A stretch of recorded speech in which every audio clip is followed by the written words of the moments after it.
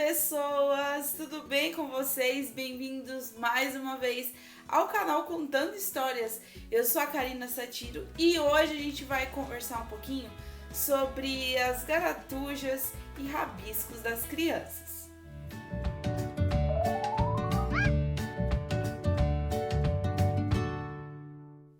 Bom, se este é o primeiro vídeo que você está assistindo desse canal, aqui é um espaço onde as crianças podem ouvir histórias contadas e pais e professores e quem ama educação infantil também pode conversar sobre algumas dicas sobre contação de histórias, atividades e enfim, tudo sobre a educação infantil. Nós estamos no período de volta às aulas. Aqui na minha cidade eu trabalho na rede pública e a gente não vai voltar de forma presencial, a gente vai voltar de forma remota, onde os pais levam as atividades para casa, a gente manda vídeo e eles retornam com essas atividades para a gente fazer correção e armazenar e enfim. E essa semana então surgiu um comentário de uma mãe que me despertou para fazer esse vídeo, então eu vim conversar um pouquinho para vocês hoje sobre os desenhos das crianças.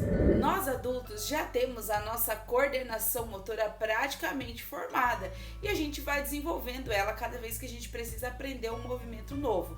Mas as crianças pequenas, e aqui a gente está falando de crianças da educação infantil de 0 a 5 anos, elas ainda estão no processo de desenvolvimento, tanto da coordenação motora ampla quanto da coordenação motora fina. E às vezes, quando a gente vê uma criança pequena, a gente pede para eles fazerem um desenho e eles rabiscam. Ou você dá um desenho para pintar e eles rabiscam. Isso causa um certo desconforto para nós adultos, porque a gente quer tudo bonitinho, direitinho, perfeitinho.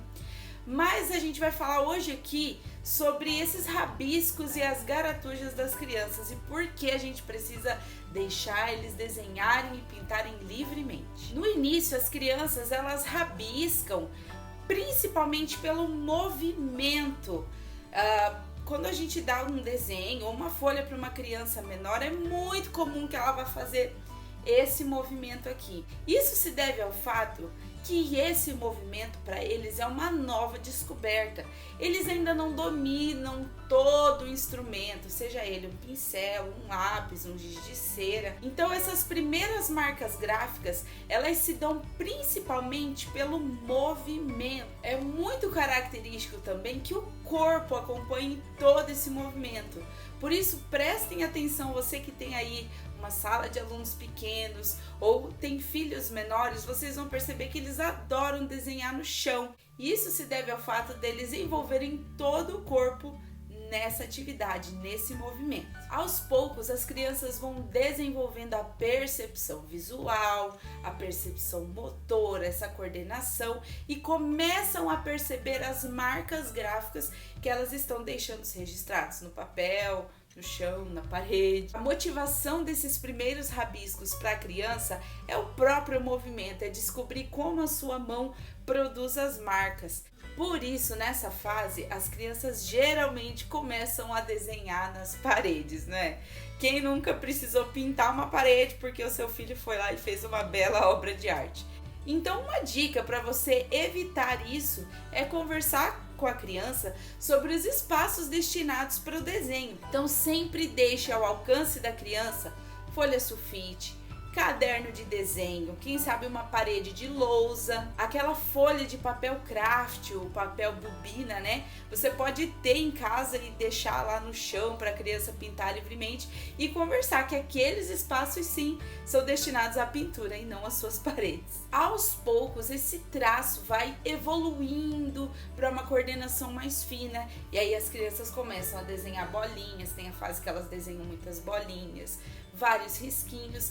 Portanto, nesta fase é mais importante observar como a criança desenha do que o que ela desenha. E assim como uma apreciação de uma obra de arte, perceba o momento em que as crianças estão desenhando. Vá fazendo questionamento, observando a técnica que ela está utilizando, a forma como está manuseando os materiais. Então eu vou deixar para vocês 4 dicas para ajudar você, adulto, a propiciar um momento mais agradável e mais produtivo de desenho para sua criança. Primeiro, organize um espaço para desenho. Eu sei que hoje em dia a gente mora, né, em casas conjugadas, cada vez menores, mas é muito importante que a criança tenha um espacinho especial para ela se sentir livre, para se expressar através do desenho. Então, se você tiver uma mesinha ou tiver um espaço em que você possa ali colocar uma mesa no momento do desenho, pode ser no meio da sala, mas que a criança sinta que aquele espaço é dela, é especial para que ela possa estar desenhando. É importante também ter um espaço calmo, com os sons mais calmos, porque isso tudo influencia na forma como a criança vai produzir. Segunda dica é que você amplie cada vez mais as possibilidades através de materiais riscantes e não riscantes. Os materiais riscantes são aqueles que por si próprios já deixam marcas gráficas, como lápis, giz de cera, carvão. É muito interessante você ir variando esses materiais, até porque dessa forma a criança vai perceber as diferenças entre as marcas gráficas que ela está produzindo. Os materiais não riscantes são aqueles que são como um suporte para outros materiais, como por exemplo um palito que você vai mergulhar na tinta, um pincel, uma esponjinha, um cotonete. Então esses são materiais que não riscam sozinhos, mas eles dão suporte para outros materiais também. A terceira dica é a valorização e exposição das produções das crianças. Elas ficam super felizes, orgulhosas e contentes quando elas têm as suas produções valorizadas. Então aproveita aí, coloca um imã na geladeira, coloca o desenho que elas fizeram, ou até é legal emoldurar, né? Comprar alguns quadrinhos, colocar no quarto da criança. Isso faz com que ela sinta que o que ela está produzindo tem valor e importância para você, adulto. E a quarta dica, que tem um pouquinho a ver com a primeira, é você colocar músicas no momento em que a criança estiver desenhando. A gente sabe que a expressão musical está muito ligada à expressão artística, porque elas provocam emoções, sentimentos, são formas de se expressar. Então, se você puder, coloque uma música mais calma, uma música mais alegre.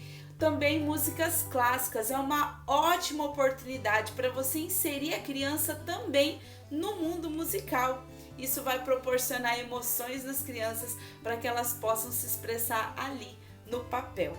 Então, pai, mãe, tio, professor que está entrando agora na educação infantil, valorize as produções das crianças, deixem elas rabiscarem à vontade, pintarem fora do desenho.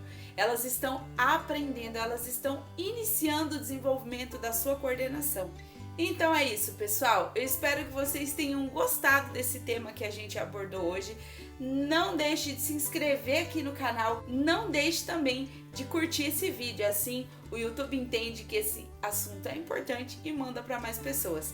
Se quiser, me segue lá no Instagram, @carissatiro. Deixem aqui nos comentários as sugestões de temas que vocês querem que eu fale por aqui. Um beijo e até a próxima. Tchau!